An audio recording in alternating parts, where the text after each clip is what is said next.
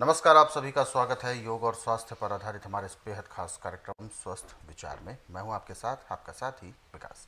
ये कार्यक्रम दर्शकों आप सभी के लिए हम लेकर आए हैं और हम चाहते हैं कि आप इस कार्यक्रम का भी हिस्सा बने और अपनी सेहत और अपनी तंदुरुस्ती पर विशेष ध्यान दें, क्योंकि आजकल के इस भागदौड़ भरी ज़िंदगी में हम बहुत चीज़ों के लिए समय निकालते हैं या निकालना पड़ता है, परंतु अपने शरीर के लिए समय निकाल पाना हमारे लिए मुश्किल हो जाता है।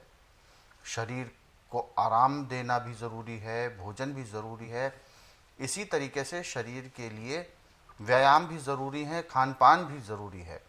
लेकिन इन सभी का सामंजस्य कैसे आपको बिठाना है, ये इस कार्यक्रम के ज़रिए आपको बताया जाता है। रोज़ाना अलग अलग रोगों पर चर्चा होती है और उनके कारण, उनके लक्षण और उनके निवारण, इन सभी के बारे में इस कार्यक्रम में प्रकाश डाला जाता है और इन सभी विषयों में हमारा मार्गदर्शन करते हैं जाने माने असाध्य रोग निवारक गायत्री सिद्ध पंडित श्री लक्ष्मण दास रतन भारद्वाज जी। तो चलिए सबसे पहले गुरु जी का स्वागत करेंगे और कार्यक्रम की शुरुआत करते हैं। गुरु जी, आपका स्वागत है। नमस्कार। ये कार्यक्रम हम आप सभी के लिए लेकर आए हैं और हम चाहते हैं कि आप इस कार्यक्रम का हिस्सा बने। यदि आपके साथ किसी भी तरह का कोई रोग है, कोई शारीरिक कष्ट है, तो आप इस कार्यक्रम में सीधे जुड़ सकते हैं, हमें कॉल कर सकते हैं या व्हाट्सएप के ज़रिए भी मैसेज भेजना चाहते हैं तो आप हमें संदेश भेज सकते हैं।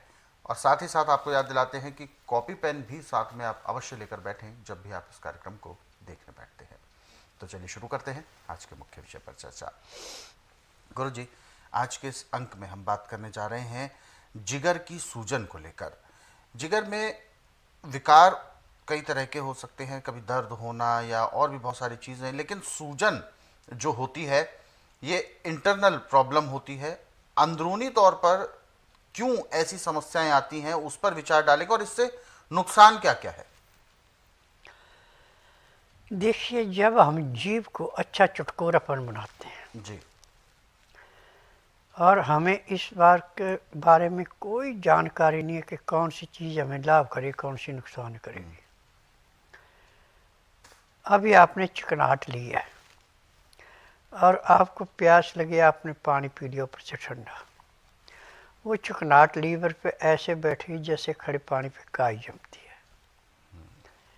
जब ऐसी चिकनाहट बैठे, लीवर की पाचन शक्ति खत्म होगी। अब जब लीवर की पाचन शक्ति खत्म होगी तो लीवर या तो बिल्कुल सिकुड़ जाएगा या फैल जाएगा, दोनों काम होते हैं।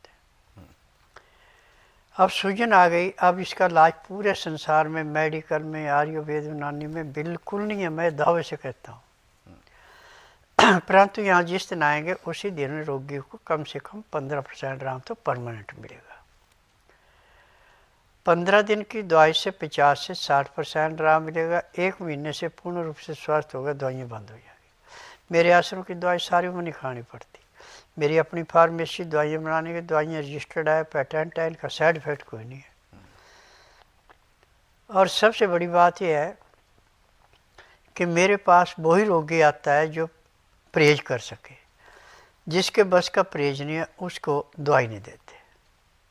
यहाँ भी नाड़ी परीक्षण के बाद जब उसको बीमारी बता दी जाती है तो पहले कह दिया जाता है कि देखिए ये बाहर परहेज लिखे हैं, पढ़ लो, यदि ये कर सकते हैं तो मैं दवाई दे दूँगा, नहीं पढ़ सकते मैं दवाई नहीं दूँगा। अब ये परहेज करके दवाई खाता उसको तो आराम मिलता है, जब परहेज नहीं करता उसका पैसा बर्बाद होता, आराम नहीं मिलता। अब जिसके लीवर पे सूजन आ गई है, पानी तो उसको जब भी पीना हल्का गर्म पीना, उसमें शहद और नींबू का रस मिला के पीना। और खाने के लिए अन्न टोटली बंद। पपीता पका हुआ लें, छिल करके छोटे टुकड़े बना लें, उसके ऊपर हल्का सा काला नमक, काली मिर्च और 5-4 बूंद नींबू की डालें। अब उसको खाने में कम से कम आधे से पौना घंटा लगाएं तो आपके लीवर की पाचन शक्ति बढ़ेगी, सूजन उतरेगी, पेट अच्छा साफ होगा, रोग कटेगा। परंतु पपीता आपको नहीं मिल रहा है तो आप सबसे अच्छा तरीका है कि शहद ले ले आप 20 ग्राम, उसमें चौथा हिस्सा नींबू का रस मिला दें। अब इसको उंगली से चाटो, चाहे चमच से थोड़ा थोड़ा करके खाते रहो। ये 4 चम्मच शहद को और चौथा हिस्सा नींबू को चाटने में आपने कम से कम 20 मिनट लगाने, इससे ऊपर जितना मर्जी लगा दें।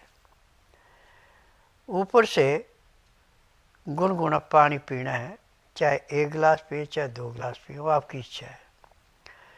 अब शहद तो अंदर जाके लीवर को, पैंक्री को, पित्ते को, गुर्दे को, तिल्ली को सफाई भी करेगा और ये जाते खून में ऐसे मिलता है जैसे वो एक ही ग्रुप का है, इसका अपना ग्रुप कोई नहीं है। जिस भी ग्रुप का खून आपके शरीर में वही ग्रुप उसका धारण हो जाएगा। अब जो आपकी खून की कमी थी वो पूरी होने लगेगी। जब खून पूरा होकर चलेगा तो नसों के अंदर जो सूजन थी वो भी साफ होगी, क्योंकि नींबू शहद सूजन को भी साफ करता है।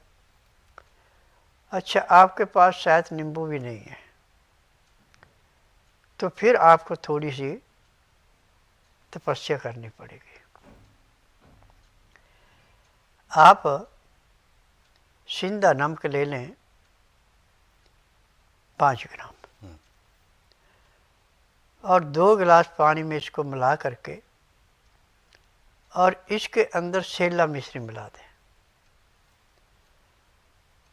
अब नमकीन खट्टा मीठा हो गया है।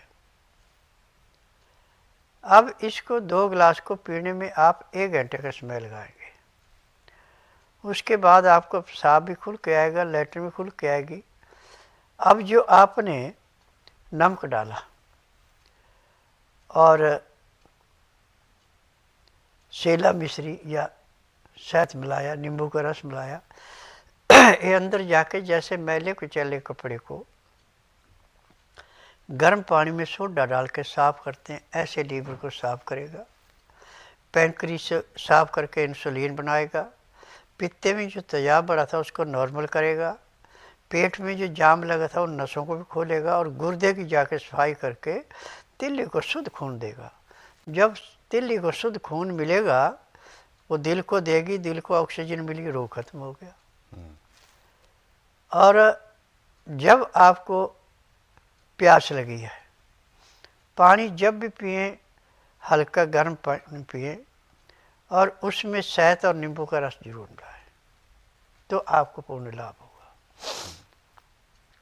आप एक दिन में 100 ग्राम शहद बड़े आराम से ले सकते हैं। शहद जितना अंदर जाएगा उतना आपका होमोग्लोब बढ़ेगा। यदि आपका होमोग्लोब पूरा है तो आपको रोग ही कोई नहीं है। मर्द का होमोग्लोब 16 होता है, औरत का 14 होता है। चाहे मर्द है, चाहे औरत है, चाहे बच्चा है या जवान है, चाहे बुजुर्ग है, लाज सबका एक समान होता है। यह है कि दवाइयाँ कम ज़्यादा होती हैं रोग के अनुसार। और मेरे आश्रम की दवाई केवल उसी रोगी को मिलती जिसका नाड़ी परीक्षण होता है। बिना नाड़ी परीक्षण के किसी को दवाई नहीं दी जाती। मार्केट में किसी को दवाई बेचने के लिए नहीं देता। और मेरी दवाई जो सारी जड़ी बूटियाँ, इनमें केमिकल कोई नहीं है और इनकी एक्सपायर डेट कोई नहीं है। आप नमी से उसको बचा के रखें, चाहे 10 साल भी रखें, कि दवाई वैसे की वैसी रहेगी, आपको नुकसान नहीं होगा। क्योंकि जड़ी बूटियाँ जो हैं ये हर एक रोग को ऐसे समाप्त करती है जैसे जलती अग्नि में पतंगा नष्ट होता है। एलोपैथी में जितनी दवाइयाँ हैं ये सिर्फ शरीर को सुन्न करने, किसी रोग काटने की नहीं है। हम डॉक्टरों को दोष नहीं दे सकते। फार्मेसी से जो दवाई बन के आएगी वो ही देंगे। और उन्होंने थ्योरी पढ़ी है तो मशीनें बताएंगी कि बीमारी तो दवाई देंगे। या आप अपने मुंह से कहेंगे मुझे ये रोग है, माँ को ये था, बाप को ये था, दादा दादी को, नाना नानी चलते हैं। यहाँ पे किसी से नहीं पूछा जाता कि आपको क्या तकलीफ है, ना कोई टेस्ट रिपोर्ट मांगी जाती। यहाँ जिस दिन आना उस दिन बुधवार नहीं होना चाहिए। बुधवार की मैं छुट्टी रखता हूँ। गुरुवार से लेकर मंगलवार के बीच में आना। जिस दिन आना उस दिन रात्रि 10 बजे तक खा पी के दातन कूड़ा करके बड़ी इलायची मुंह में रख के चूसते रहना जब तक मैं नाड़ी परीक्षण करूँ। एक बूंद भी पानी नहीं पीना, ना कुछ खाना। 9 से 10 के अंदर अपना नामकरण कराना, 10 से 12 में नाड़ी परीक्षण करता हूँ। नाड़ी परीक्षण में पैर के तलुए से सिर के बाल तक की MRI, CT scan, x-ray, ultrasound, ECG, sonography, सब कुछ 5 के में हो जाता है। फिर उसमें जो भी कमी शरीर में पाई जाती है दवाइयाँ दी जाती हैं। दवाइयाँ खाने की हैं, पीने की हैं, मालिश करने का तेल है, आँख में, नाक में, कान में डालने के दवाई, दांत भंजना। यहाँ पे मरे हुए जानवरों का हड्डियाँ चूरा नहीं, दांतों में मसलने के लिए दिया जाता है, भी जड़ी बूटियाँ हैं।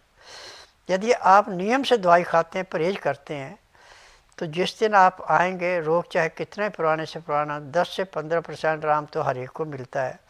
जिसका भाग अच्छा उसको 20 से 25% भी मिल जाता है। तो गुरुजी, जिगर, जैसा कि हम बात कर रहे थे जिगर के लिए, तो आपने शहद का बहुत अच्छा उसका उपचार बताया है। तो क्या शहद ज़्यादा खाने से भी कोई नुकसान ऐसा तो नहीं होता?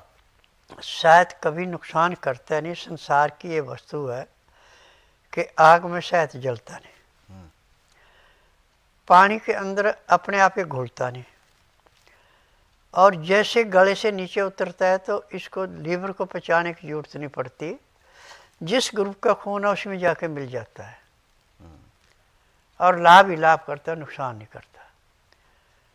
एक दिन में 100 ग्राम जो शहद खा लेता है वो जिंदगी में कोई दवाई खाएगा नहीं, उसको कोई रोग होने नहीं, क्योंकि उसके पास खून शुद्ध है, रोग कहाँ से आएगा।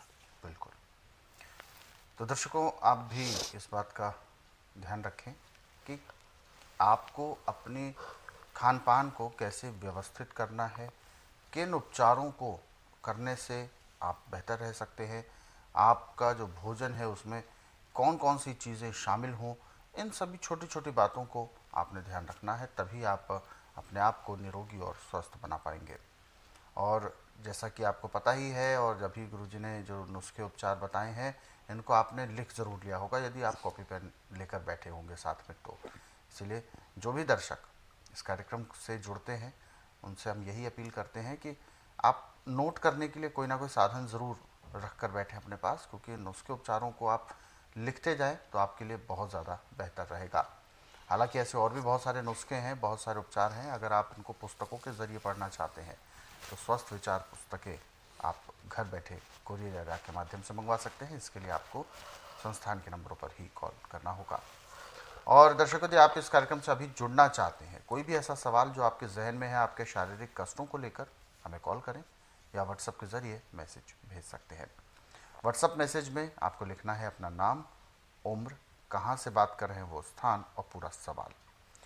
तो चलिए आगे बढ़ते हैं, और जो दर्शकों ने हमें व्हाट्सएप मैसेजेस भेजे हैं उनको भी हम इस कार्यक्रम में शामिल करेंगे।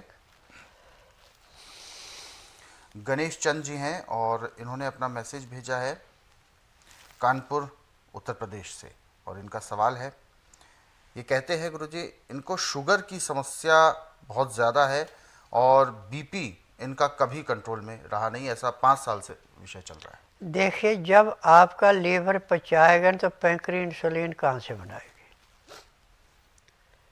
अब जब लीवर पचाएगा नहीं, पैंक्री इंसुलिन बनाएगी नहीं, तो आपका पुराना खून जितना गाढ़ा होता जाएगा उतना बीपी बढ़ता जाएगा। इसका इलाज पूरे संसार के अंदर मेडिकल में, आयुर्वेद में, यूनानी में, होम्योपैथी में किसी के पास नहीं है।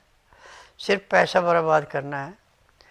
और मेरे आश्रम में जिस दिन आप आएंगे उसी दिन आपका बीपी नॉर्मल आना शुरू हो जाएगा, और शुगर दिन दुगने रातें चौगुनी घटेगी। जिस दिन आएंगे उस दिन तो 10 से 15% शुगर घटेगी। 15 दिन में आपकी 50 से 60% घटेगी। एक महीने में शुगर 90-140 जो चाहिए वही रहेगी, बीपी 90-120 वही रहेगा, न इससे ऊपर होगा न इससे कम। परंतु जीभ पे कंट्रोल करना पड़ेगा। जब जीभ को ज़्यादा स्वाद देते हैं तो लीवर जो है उसकी पाचन शक्ति कमज़ोर पड़ती है, तब ये रोग पैदा होते हैं। यदि आपका लीवर पूरा काम कर रहा है, पैंक्री इंसुलिन बना रहे, पित्ते में तेजाब नॉर्मल, ज़िंदगी में रोग ही कोई नहीं है। तो ये समस्या आपकी बिल्कुल ठीक होगी, और इसके लिए आपको स्वस्थ विचार में आने के लिए गुरुजी ने कहा है कि आप को सलाह दी है आप जल्द से जल्द आकर अपना उपचार ले सकते हैं। लेकिन आने से पहले किन नियमों का आपको पालन करना होगा, और ये आपके लिए ही नहीं सभी दर्शकों के लिए है, वो सभी अभी गुरुजी ने आपको संक्षिप्त रूप से बता दिया है। अधिक जानकारी आप लेना चाहते हैं तो आप दिन के समय में कॉल कर सकते हैं। जो नंबर आपकी टीवी स्क्रीन पर फ्लैश किए जा रहे हैं, इन नंबर्स को मोबाइल में आप सेव ज़रूर कर लें। फिलहाल आगे बढ़ते हैं और जो दर्शक हमारे साथ जुड़े हुए हैं लाइन पर, उनको शामिल करते हैं कार्यक्रम में। हेलो।